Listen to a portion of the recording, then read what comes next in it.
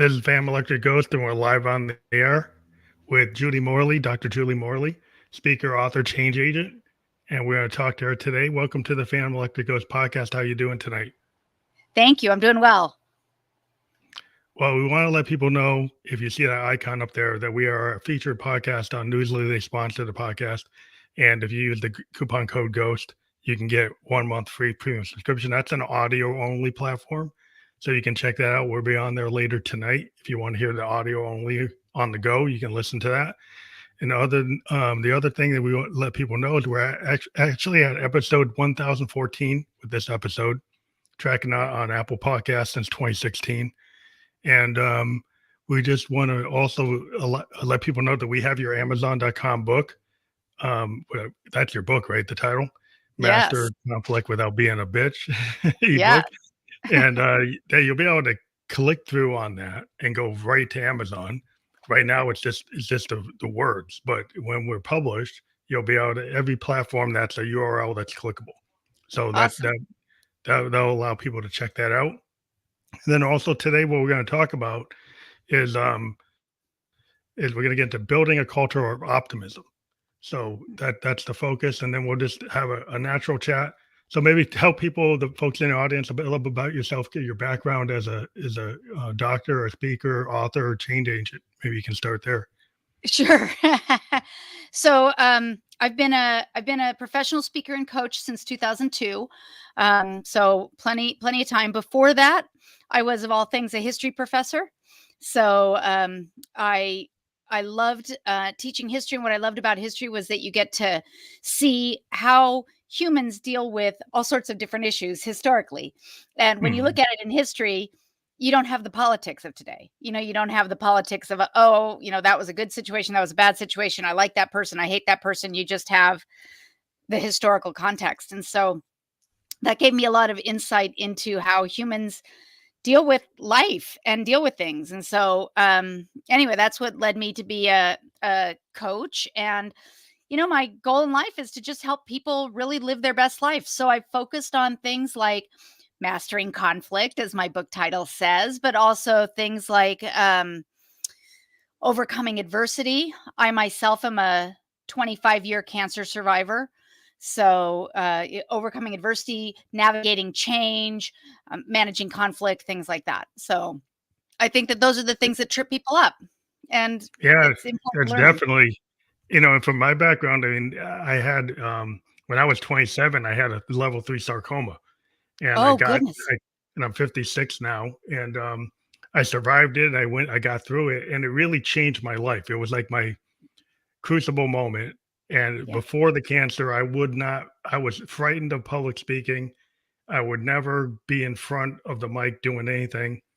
And after the cancer, I went and started doing poetry readings. I started fronting my band, not just writing the songs, but singing them.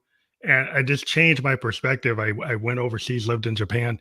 But the idea is, like, sometimes a crucible moment happens to you, whether it's cancer or something that's like internal in your head, like Yep. a mental issue, or just the pain of some kind of trauma. Yeah. And whether it's physical or mental, it's equal. You still have that trauma, and Yeah. how you handle it. It is interesting how people, the way they deal with that trauma, and if they can come out of it. And maybe you Yeah. can talk about, like, your the idea for your book, like the mastering conflict, because conflict is kind of like, that's like the start of a lot of things. As an artist, I use it as like the secret sauce to create my work. Yeah. Yeah.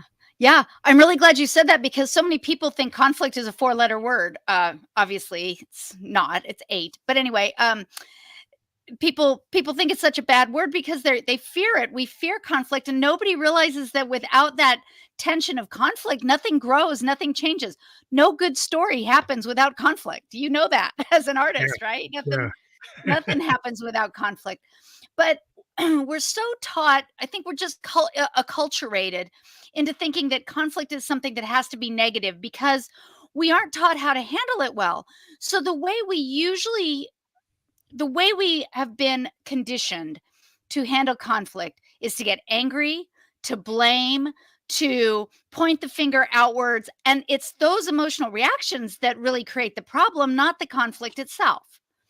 So a lot of what my book talks about is how do you keep your own emotions in check when you're facing conflict rather than trying to blame it on everybody else. I when I speak on this topic, I start by saying the first thing you have to understand is that conflict is never, ever, ever, ever, ever about the other person. Yeah, it's usually about the inner conflict or yourself. What I always loved the Victorian poets because they came up with all these euphemisms, but the idea of the looking glass. Yeah. Like if you read Yeah. Tennyson, Blake, Wordsworth, all of them, Yes. they have this idea that they look in the looking glass and they see the other you. And Yeah. that other you is who you're actually fighting against most of the time. And it's usually the topic of the Yeah. poem itself is the inner conflict that is causing you to have these issues that make you go and write an epic poem. Right. It analyzes life at like a microcosm level and then a macrocosm level, and then looking at the parallels and creating all kinds of patterns and ways to get at it, but not so obvious. But the Yeah. thing about the whole point is like you have to kind of get to the root cause Yeah. of that trauma. Like if you're somebody that's like self-defeating or you're Yeah. limiting, because Yeah. like you might blame it on everybody else, but it's kind of like you're the one that has the glass ceiling on yourself. Right. Right. Yeah, that's exactly right. I mean, we so often, I'm also a coach in emotional intelligence, and we don't learn how to be emotionally intelligent. Most of us, it's just not a skill. It is a skill that you can learn, but we usually aren't taught it, so we don't learn it. And one of the interesting things I find about emotional intelligence is that we never are taught how to deal with our emotions. So when we're upset about something, that's a legit thing. And you talk about trauma, we have trauma there. That's an emotional wound. But if you Mhm. fell and broke your leg, nobody would expect you to get up and walk the next day. But if you go through an Yeah. emotional trauma, people expect you to just show up like nothing happened. And so we never give ourselves time to heal those wounds. And when we don't heal those wounds, they come out in inappropriate and unexpected ways. And that usually ends up with conflict. Yeah, I mean that's the kind of problem we see in the news every day. We get people that are triggered, but it was Yeah. way before that trigger. They weren't handling that trauma. Like so Right. suddenly everybody all people see is the trigger that Yeah. caused them to do the incident.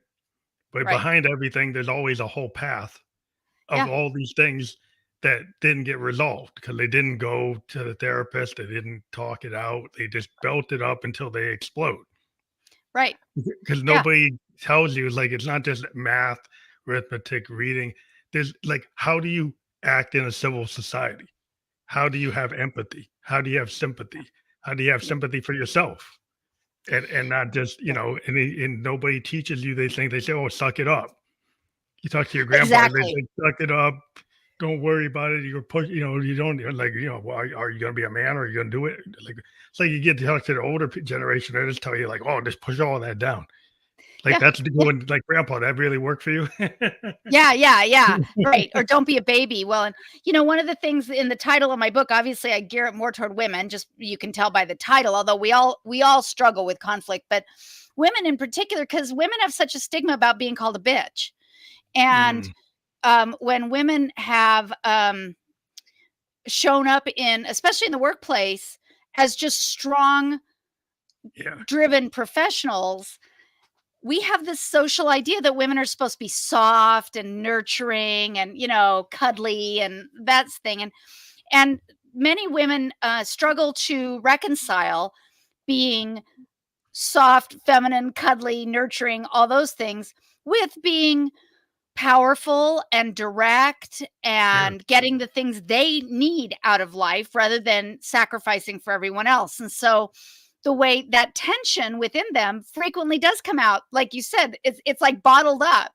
It's they've been pushing that tension down for all these years, thinking that there's no way to reconcile it, and so it comes across as being probably a bitch. But there are ways to handle it, and you when you handle it appropriately, you can be everything. You can still be kind and empathetic and compassionate and nurturing and direct and clear and get what you want. Yeah, because I mean, if you think about the Henry Ford or the Elon Musk, with the if you take their properties and you say, well, you apply it to a woman and you didn't tell somebody, but this Yeah. person's very abrupt. This Yeah. person's very well. Then suddenly you get the B word, but does anybody calling Elon that? Yeah. Because Elon could be acting very strangely. Sometimes it's like, okay, well, like, how come he doesn't get the label? But it's Yeah. like they get, oh, he's eccentric, but he doesn't get called Right. a thief. It's like, well, you call a woman doing that, you say, why do you do that? It's like it's the social mores Yeah. of what's acceptable, and then you have to be on the bleeding edge or the cutting edge, and it's hard. Like when you put yourself in that role, you become the CFO, you become the CIO, you get the project manager, you get to be the director, and you're in a room, and there's like 8 other people that aren't you. Yeah. And then they give you the opinion from the country club opinion, like, oh, you're being too harsh. Well, would you Yeah. tell Bob he's being too harsh? Probably Right. not. Probably not. That's exactly right. Yeah. Yeah. Yeah. Yeah, so that's an interesting thing because you have to kind of deal with that boardroom mentality. I deal with it too in a different way because I walk in the room, I'm in software design, and there's not a Okay. lot of people that look like me, even to Uh-huh. in this age. There's Yeah. still not a lot of people, and I walk in the room, and then they immediately have like these opinions that are just Mhm. based on what I look like walking in the room. Yeah. And so it's like without looking at the content of what I can do, Yeah. they get these Well, yeah. preconceived notions. So it just that they have to deal with that, understanding that reality is there. How do you handle that without getting like bent out of shape and say, well, you're the angry young man because you're ticked Right. off. It's like, well, you can't, the angry young man doesn't work. I tried it. Been there, done that, right? Yeah. Yeah. I mean, I have had similar experience. I mean, I have spent most of my career in traditionally male fields. My very first job out of college, I was an advertising account executive, and my only clients were car dealers. So I was a 22-year-old young woman dealing with used car salesmen, basically. Um, Yeah, those guys.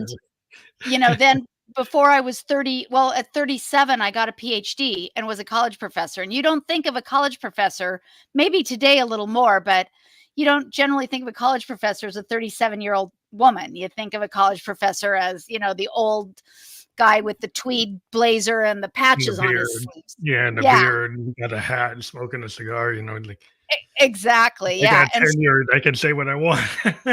that's exactly right. That's exactly right.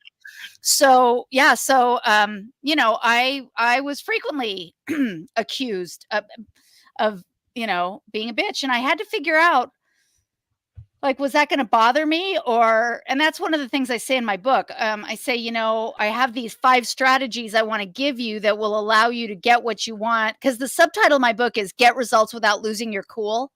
Mhm. um so I say in my book, I have these 5 strategies I'll give you so that you can master conflict without being a bitch. But most importantly, if someone does call you a bitch, I hope you don't care.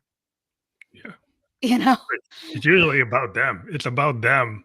It's not about exactly. you. Like, you gotta take it. It's like when you're an artist, like, you put your stuff out there, like, we think it's like, this is our baby, our piece of work, and then somebody hater goes on a blog, Yeah. and they're not even a musician, and they're saying all this stuff, and I've had musicians, like, take it to heart. It's like, well, who is that guy?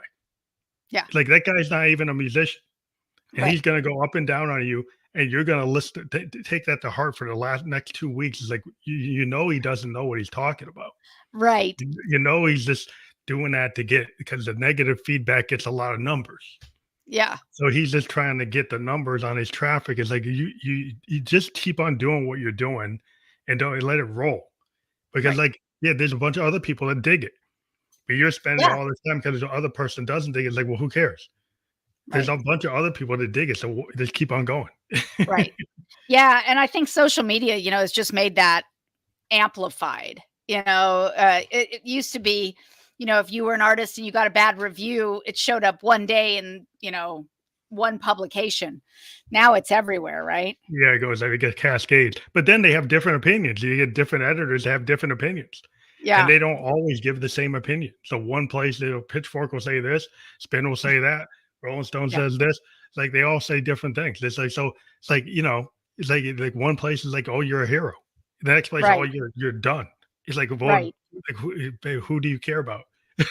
Well, yeah, and how do you and how do you reconcile that? How do you you don't. And so that's why you have to find that kind of inner drive, that inner um confidence and, sense of self. Yeah, it's just mastering like the conflict in a workplace is difficult. Some people like myself, as I was a road warrior and I was always flying around, and I said, you know what, that's not for me. So now I Yeah. work from home, and I did it for like 20 years, and Yeah. then finally one day I said, you know what, I jumping in the Uber and jumping on the plane, being somebody Monday through Thursday, doing that all the time to satisfy the upper guys, upper echelon people in the room. They Yeah. said like I had to do that to show my worth. I said, no, I Right. don't. Right. I said I don't have to do that because then I can do things I want to do, like this podcast. It's like I can Yeah. do my art. And so I decided I can bridge what they want versus what I want. Yeah. It doesn't have to be 90% tilted to what they want. I can actually start to push in 50% of what I want. Well, and I would argue that we're all more successful in all areas of our life when we're doing what we want. When we're being fulfilled, because happy people make more happy people. Yeah. I mean, if that's probably like the source of a lot of conflict is like if you're not happy, Yeah. then it's like the law of attraction. Like if you're Yeah. out there kind of prickly and really down, then what you get is that more of that comes to you. But Absolutely. if you're more on a positive outlook and you look at things like it's not the glass half full or half empty, it's like half full, and you have opportunities. Like a lot of times, it's like people look for perfection, and there's this idea in music like there's no bad note. It's how you Mm. respond to that bad note.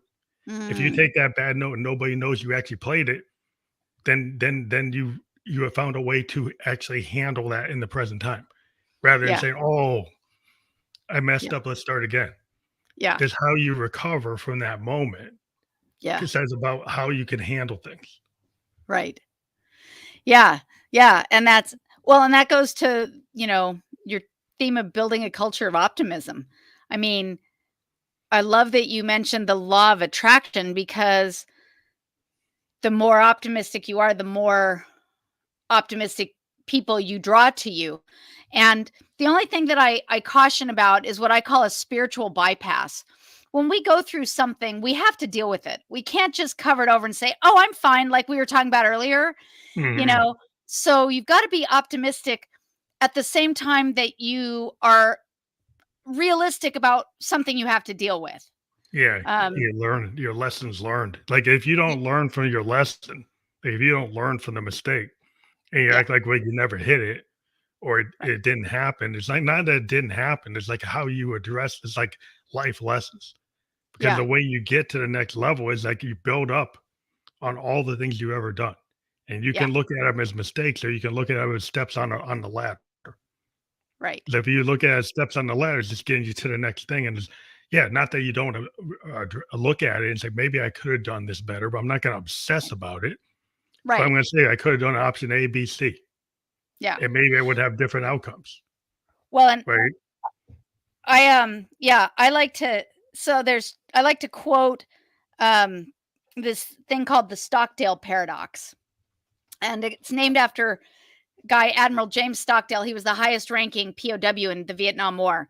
And Mhm. he actually ran for president and the vice president, I should say, in the 90s sometime. But Oh, I think I remember that his name. Yeah. yeah, James Stockdale. But somebody interviewed him and said, so 10 years you were a prisoner of war and you were in charge of, keeping all of the other prisoners, keeping their morale up in the worst of conditions when people thought, the United States had forgotten about them. Who didn't make it? And he said something really surprising. He said, the optimists. And the interviewer said, Oh, wow. what? And he said, the optimists, because they wouldn't take a realistic assessment of their situation. They would say, oh, well, we'll be out by Thanksgiving. And then Thanksgiving would come and go and they weren't out. And then they'd say, well, we'll be out by Christmas, and Christmas would come and go and they wouldn't be out. And then we'll be out by Easter. And finally, they died of a broken heart. And he Mm. said that the key to surviving and to having a true optimism is you have to have a realistic assessment of how bad your situation is. At the same time, you have a bedrock faith that everything will turn out okay in the end. Oh And yeah, that's a good point. yeah, and I love that. And so it's become known as the Stockdale paradox, because you can't just hide from things that are happening. You have to say, wow, this is bad. Um like, I coach entrepreneurs, and so if your business is going south, don't just say, oh, well, we just need to sell more. No, you got to actually look. You got to look and say, what's going wrong? What do I need to fix? What needs to be changed? How do we do? You've got to get a realistic assessment of what's happening.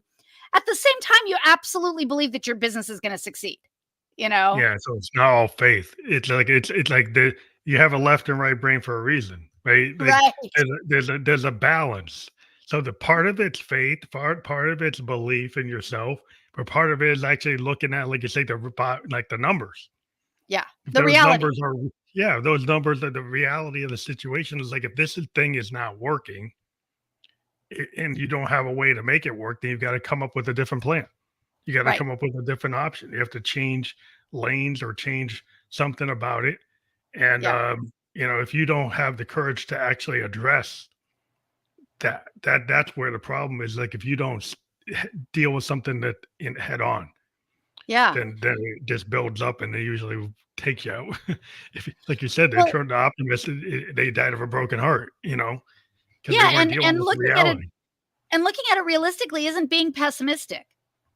Yeah. It's being realistic, because you absolutely believe that it's going to turn out okay.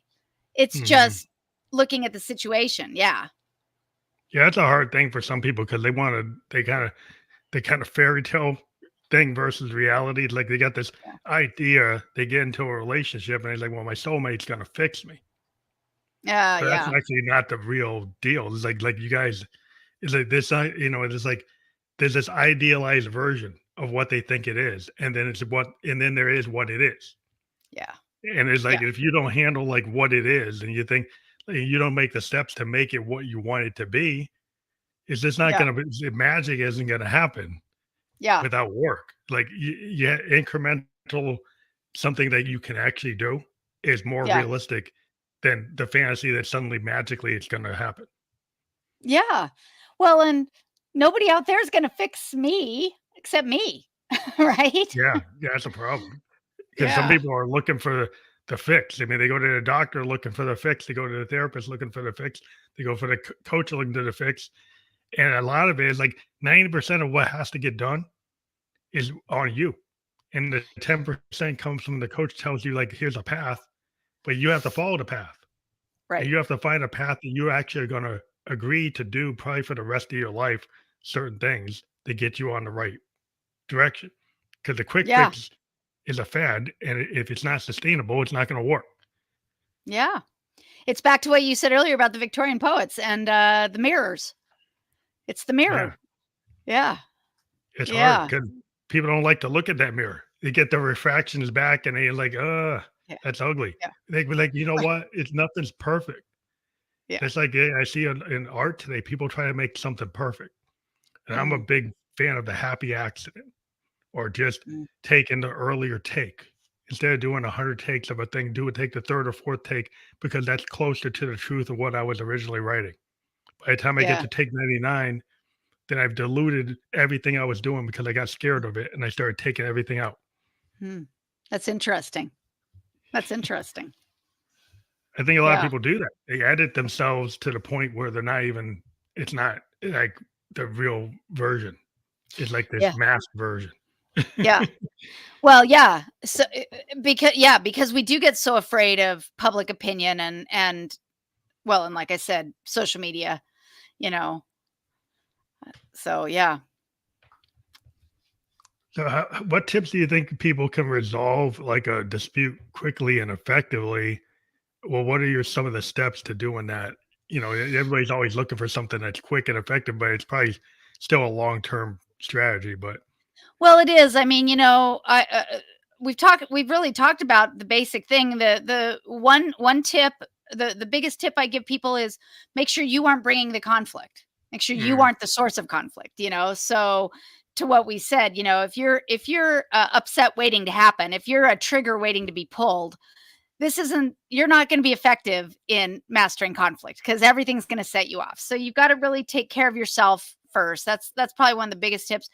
But the two others that I talk about for resolving conflict more smoothly is one is a formula that I call E plus R equals O, and that stands for event plus response equals outcome. So if you just look at a problem like a mathematical equation, E plus R equals O, it takes the emotion out of it and it can lessen the conflict. So an event happens. Let's say you're the boss and one of your employees messes something up. Okay, you don't have to get angry. You don't have to punish them. You don't have to criticize them. That's just the event. That's just E. This got messed up. E. What outcome do you want? You want the problem fixed and the project to get done well. So, what response are you going to pick to get you to that outcome? Because blowing up at that employee, criticizing that employee, firing that employee probably isn't going to get you to the outcome you want. So, if you just look at it like a mathematical equation and take all the emotion out of it, E plus R equals O, it really helps you not fly off the handle or create more conflict in the situation. And if you sit down and talk to the person and they get upset, that's just a new event, E. So what R are you going to pick to get the outcome you want, which is to get them calmed down and to be a productive member of the team again? So you just got to, so that's the one tip I give people. And the biggest one in all of that is tell the truth. The real truth, not your perception of the truth. We take so many facts and pad them with opinions that it's crazy. In the example I just used, the truth is your piece of the project didn't get done on time. That's the truth. But what we say instead is you messed this up, you missed the deadline, you didn't do it right, whatever. So if you can peel back all the opinion and just tell the truth, then you can get somewhere. Otherwise, you're just arguing over point of view. Yeah, it's a lot of times the people with their emotion, like if you can de-escalate by being less emotional and Yeah. deal with the pure kind of algebraic facts, is that a fact or is it not? Is Yeah. X, is that X? Is that Y? Or is it something that you say, well, it could be either X or Y? Well, it's one, it's a fact. It can't be two things, right? Yeah. So it's like, so is it an opinion or a belief? Like, well, you think, well, this person's lazy. Well, that's your opinion. You're right. But maybe there was something and they're not lazy. You just don't understand the full picture. But you have that opinion. You put that on the person, then you're gonna have a negative outcome because you're not listening to anything they say because you already have the answer. You like this person's lazy. So Right. it doesn't matter what they say, that's what you already believe. Yeah. So that conversation is gonna go south. Yeah. Yeah.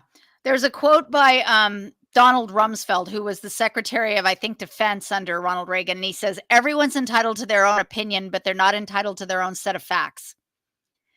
And, Yeah, that's a lot. and, and, so yeah, if you can just stick to the facts, and that's hard because when we do get emotional, we want to throw our opinions in there.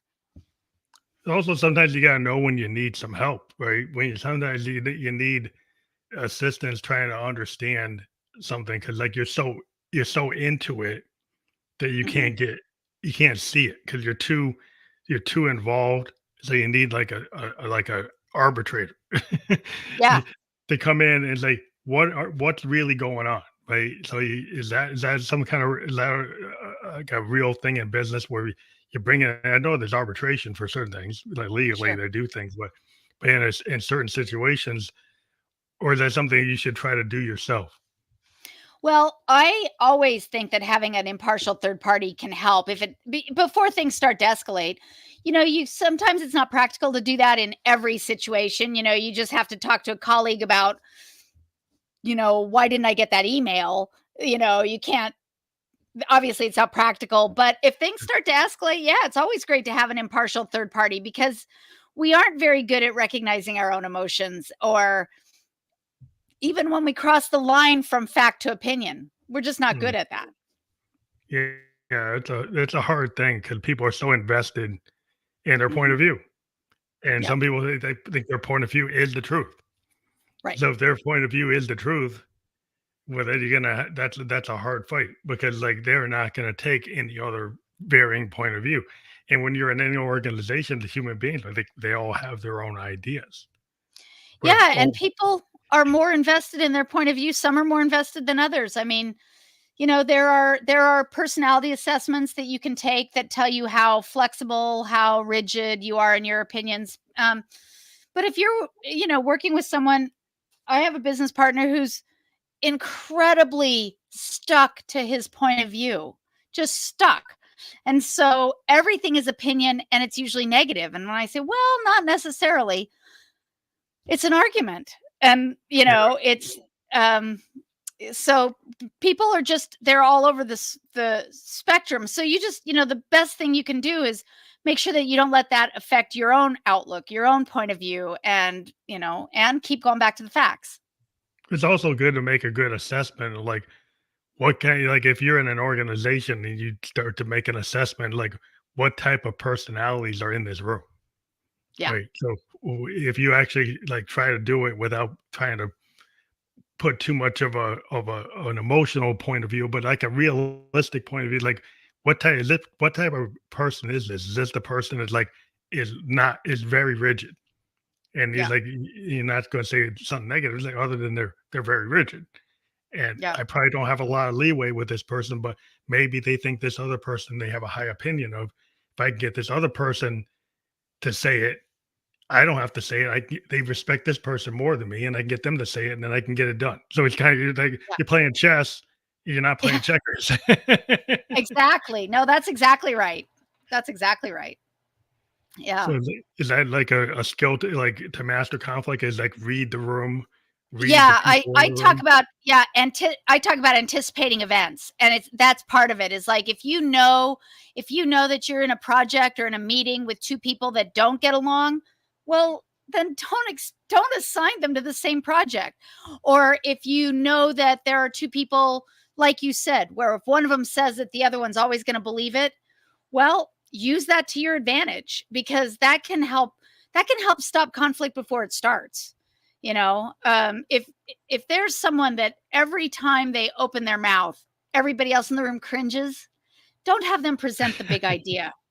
Yeah, It's just, anticipate these things. And when you're in a role of leadership, you should be able to know your team well enough to know that if you have the emotional intelligence to watch them and take them in kind of from an objective point of view, like you said, as an assessment more than as your own personal judgment.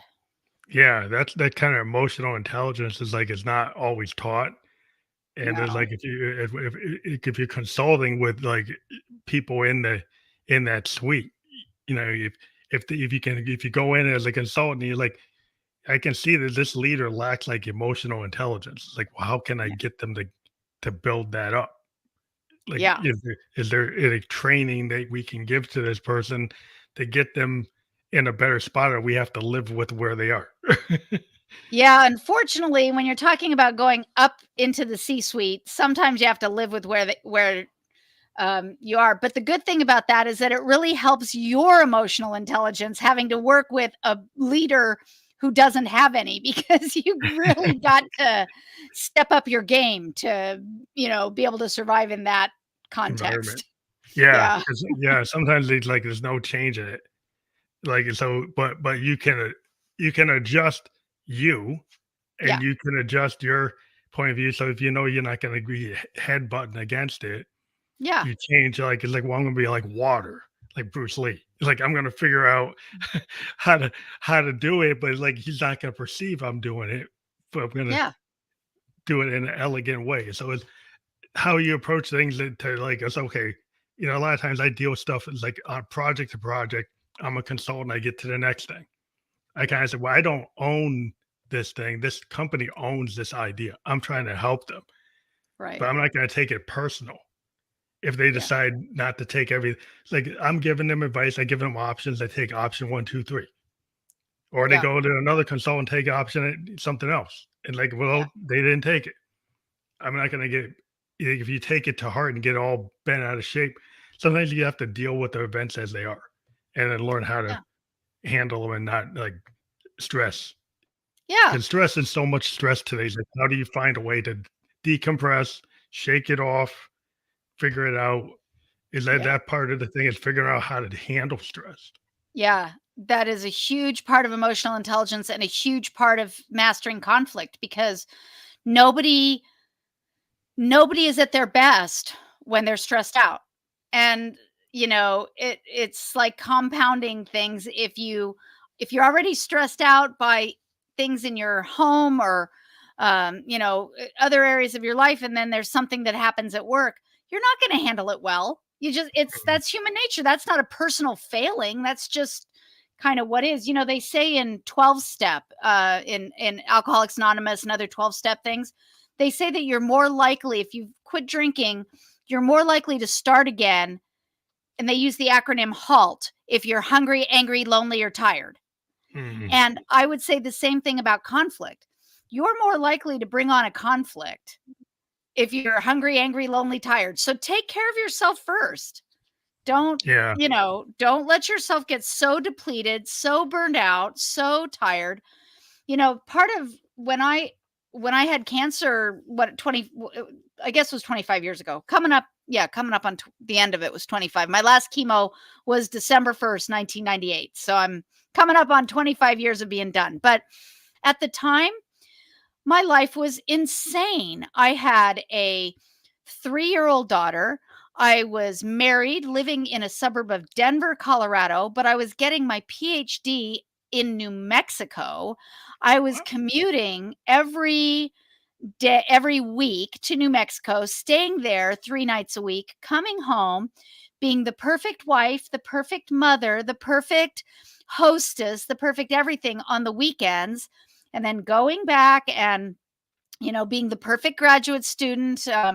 I was on a funded fellowship, so I was taking on extra work, and I had a part-time job at the university, and I was crazy. My life was horrible, and so, gee, what a shock that I got sick, and had I just been paying attention to myself and what I needed, and not letting myself get so depleted, we'll never know if it might have made a difference, but I really think it would have. So it's so important that we take care of our own emotional well-being first. Yeah, a lot of people feel that, it's just part of our society that you have to put yourself on that razor edge, Yeah. and you don't listen to your body because you're supposed to go through it. You got to Yeah. pay your dues. You got to go through something that, like, sometimes your body will tell you. Like, I was a cancer survivor as well. Yeah. Your body tells you, like, there's a problem, and Yeah. the world tells you, like, well, you're supposed to just suck it up. It's like, well, sometimes you can't. Like, Right. with a cancer, like, you can't suck it up. Like, you need help. You have to reach Yeah. out. You have to actually change things. They have to do Right. things. And a lot of times people don't have something as as apparent as cancer, but there are things just as powerful going Yeah. on that can take them out in Yeah. the same way, and they just don't see it because it's not on the chart. Yeah. They can see, like, oh, I got a sarcoma. It's like, well, you don't see that problem that's like building, because Yeah. like it's not measured in the same way, but it's still there. So I have to ask you, did you have little taps on your shoulder before you were diagnosed with cancer? Like little hints that something was going wrong that you ignored? I was getting really tired. I'm 27 years old, and I was like very tired. People telling me I was pale. I was, Mhm. bruising easily, and Mhm. there was like my eyes looked bloodshot, and I wasn't drinking or doing anything that would do that, and so I went to get a test, and then they saw it, and I'm like, wow. Mm. And it's like a lot of times people my age, they wouldn't even go to the doctor. It says I actually, would go to the doctor, but there's a lot of kids 27 years old. I don't need a doctor. I don't need healthcare. But Yeah. luckily I had it. But Yeah. there's this idea you're invincible. Right. And a lot of the kids around me, I actually lost some friends that were like, they were so shocked that at my age I got it. They were scared and they kind of disappeared because I think they were scared of their own mortality. Not Yeah. that that was going to give them cancer, but they were kind of scared, like, wow, that was too real for them. So Yeah. they couldn't handle it. I had the same thing. Yeah, I was 33, so I was a little older than you were, but yeah, I was 33 and yeah. Yeah. And it's funny because we just ignored it, right? I mean, um you ignore it and suck it up like you said. I love that phrase. You suck it up until you can't anymore. Yeah, there's a point where you can't. There was a point where the diminishing returns that I couldn't ignore it, Mhm. and I had an outward sign where I actually had a cyst that started. You could see it on my back, and I was Mm. like, wow.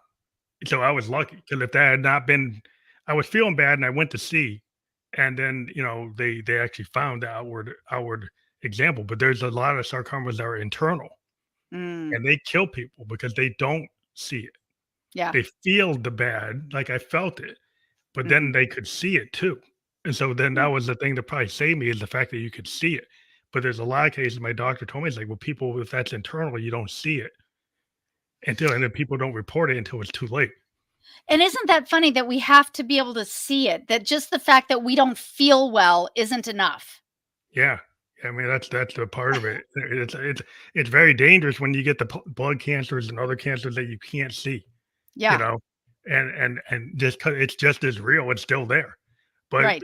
people don't feel the invisible. Like, being an artist, I deal with, like, the muse and the feelings of, like, how can I take these feelings and turn them into art? And once I Yeah. take those feelings and turn them into a piece of music, then they become something that you can hear it. But Mhm. before it was in my head, and then it Yeah. becomes like it's on the tape. And so Right. then they to be able to be an artist, that art therapy where the painter, the poet, the musician, the actor, they take that feeling that other Mhm. people don't know what to do with, and it's very cathartic to turn it Mm. into a piece of art because then you Yeah. kind of work through it and you know what you were feeling and you put it into that moment. And Yeah. some people, if they don't have that, I kind of worry about them. It's like, well, what are they doing? Because I'd use that to kind of save myself. But other people, if they don't have that, what do they do? Right. Yeah. I've said this a lot. Um, Einstein said energy E equals mc squared, right? E equals mc squared. And that's energy equals mass times a constant. And so I know this is not what Einstein meant, but I've always thought we have this emotional energy inside ourselves. And some of it's healthy when you're feeling healthy, good emotions, but some of it's unhealthy, like trauma and anger and resentment and things like that. What do? We aren't taught how to process and disperse this energy. Now, as an artist, I love what you just said. You can take that energy and turn it into mass, something tangible. You can turn it into a poem or a piece of music. But what happens to all the people who don't know how to take that energy and disperse it out of their bodies, release it and get rid of it? Well, according to Einstein, that energy can't be destroyed. It just changes form into a mass. And I Yeah, really believe that's a lot of what causes cancer is that yeah, we have these emotions that get stuck and then they don't have anywhere to go. So they just grow. yeah. I think what I found is after the cancer, I became even more emphatic about doing my music, and I write music pretty much every other day, almost every day. I have a Wow. studio in my room. It's like so I can. But I Yeah. just found it wasn't even for anybody else other than for me. And then I found it's like throwing it at the wall. I put it out on out in the world, and I get results. I mean, like not every piece gets a result because some of them are just for me. And Hmm. most of them are just for me. And then if there are people that happen to vibe with it, that's fine. But it's like Yeah. it's just energy. It's just Right. sound is energy. I deal with waveforms. I'm a synthesis. So I take sine waves and cosine waves and Mm. square waves, and I use oscillators to create brand new tones from scratch Oh, that's and then cool. use them to build my songs as like sound paintings. So I have these ideas in my head and I get my oscillators to match what I'm hearing in my head. And then I Yeah. create these sound paintings of Yeah. what the sound could represent. And I love that. it feels really good when you create that way because you can take the melancholy, you can take happiness, you can take anger, and you can put it all into different forms. You use punk aesthetic, Mhm. funk, Yeah. disco, heavy metal, psychedelia, all the different forms represent kind of how you feel at the moment. And then Yeah. if you're willing to be very expansive and say, well, I like to do all the different forms as a Yeah. musician, producer. So I'm not just stuck in one. And if I feel like doing some fusion jazz, and I'll do that. If I feel like doing something that sounds like Johnny Cash, I'll go do that. It's like so you just do whatever you feel and not have a preconceived notion. Well, I can't do that. Yeah. Well, why not? Just do whatever I feel like. Right. Right. Right. Yeah, and that's well, and that's what's so valuable. I mean, if everybody had a passion like that, then I think emotional intelligence would go up because we learn how to translate our emotions into something, and we get to also kind of step back a little bit. I think we also get, and this is one of the things about conflict, we get really invested in our own emotions and they become part of who we are. And we forget that we're not our emotions. Those are just experiences we're having and we can let them go, you know? Mhm. So, Yeah, a lot of people they never let it go. And they yeah, let it build into that mass that becomes like a cancer or becomes like a mental cancer that makes them behave, like they suffer from anomie, this like sociological term. They yeah, feel isolated and then they get out there and they can't handle the social mores. And so they go against it and they erupt. right. And then you're like, wow, what happened?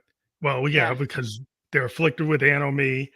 They're not handling their emotions. It's like a yeah, cancer. It builds and then it metastasizes yeah, out socially. And then you're like, wow, that's so negative. How did that happen? But it's like when you trace the stories on most of these events, you can trace things like, wow, you could actually map it out when you look yeah, at the person's history. It's like it's not sure. just a out of nowhere. There's a Yeah, logic to it. They're like, oh, that's a bad logic, but it exists. That's what it is. yeah, yeah. But I think the good thing about all this is that for everything we're saying, there's the kind of positive equivalent, right? For each, it only takes one person who's really positive to kind of counteract about 10 negative people. Hmm. There's a great book, Power versus Force, by a guy named David Hawkins. He studied this about energy. And, I think we've all had that experience where we've met someone that is just always positive, always happy, always centered and grounded. And we just feel so good when we're around them. And so I think that's the thing that, I kind of personally strive for is to be that person. So people may never read any of my books, and the people that I come into contact with, I live in a very small town. I live in what they call the most famous small town in America. I live in Gettysburg, Pennsylvania. Oh, So Gettysburg only has 7,000 residents. yeah, I have small. a friend that says, "Oh my god, I have more followers than that on Facebook," but so it's a very small town. So there are people who live here in Gettysburg who may never read my books, but they know me.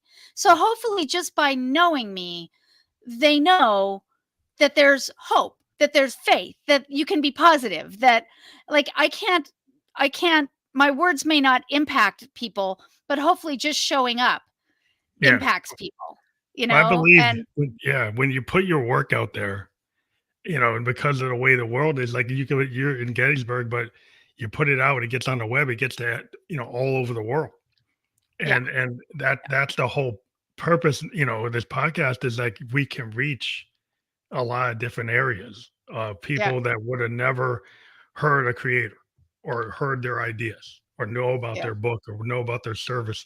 And once you put that out in the world, it has a way like if when you have that positivity, the positivity or something that's actually encouraging people, empathetic to the understanding of people. Like it's a power. It's an energy. That energy to me is very useful rather than being something that like it doesn't help you. If something that's like so negative, it doesn't really bring light to the world. But when you're Yeah. in that zone, I think the more light you shine, the better it is. The more people actually get affected and connected.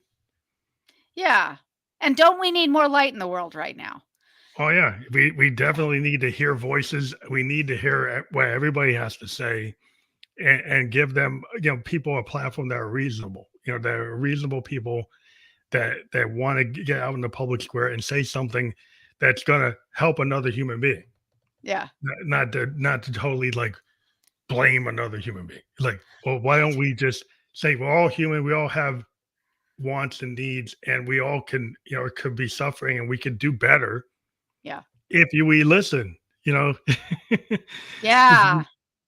listening is half the thing. Is like a lot of people they don't listen to the words that their partner says. They don't listen to the words that their neighbor says. They just want to say what they want to say, and they don't hear the other person. Yeah. If you can actually start to listen to the other person and not be Yeah. so into your own thing, Yeah. They're just then waiting to speak. Yeah. Yeah. Absolutely. I really love the idea that you challenge the whole the idea about mastering conflict without being a bitch, because there's such negative connotations to like strong women. The Mhm. women that have a point of view, and then automatically labeling them as that's a problem. Yeah. And in this age, we need everybody to be on deck, and to not let people be on deck because they're a woman, or because they're are a minority, or because of some issue that they can't control, because that's who they are, right? Right. So you should listen. If somebody has something to say, you shouldn't prejudge just because of who they are. You should Right. actually listen to the words. Yeah. Well, and I think that more and more is a movement toward not only listening to the words, but also kind of listening, if you will. This is going to sound a little woo woo, but listening to the energy. I mean, Mhm. I think we can kind of intuitively feel when someone is resonating with us and when they're not. And doesn't matter even so much what someone's saying if they feel like it's coming from the right place. Yeah, You know, you inspirational. yeah, and you said something earlier about not wanting to speak up when we first started this, and I think there are a lot of people who don't like being out there in front of the microphone, and so they may not ever have a platform or may not ever want to talk to a group, but their energy and just talking to the people they do influence will be enough, Yeah, you know. that's why we're very happy with this platform, because sometimes we've been able to bring out those people who feel more Yeah, comfortable in a virtual platform, where they yeah, don't get the anxiety of a public speaking platform, and yeah. they still get their knowledge out there. And so we've been very my daughter actually works with a lot of disabled artists, Oh, and neat. allows them to have a gallery for where they couldn't get into the public gallery or the physical gallery, but they get into her virtual gallery, and then she was able to push them out there and get them known. Yeah, And I think there's people just deserve respect for what they can do, and some right. people have issues where it makes it harder for them. And if you could make it easier for people to present, Yeah. that's always good. Yeah, that's great. That's great. It's good that you do that. We try. It's just important, I think, that we allow people to present themselves and let people hear their truths, or what they feel or what they have to say. And I'm very happy that you came on the show. I think it's been a really interesting conversation. I hope everybody can check out your book, and click on that link and get right to it. And yeah, that's fully clickable when we're published. So I Great. do encourage everybody to click through it and check it out. Great. Well, thank you. Thank you again for being on the show. Yeah. Have a good night. Thank you.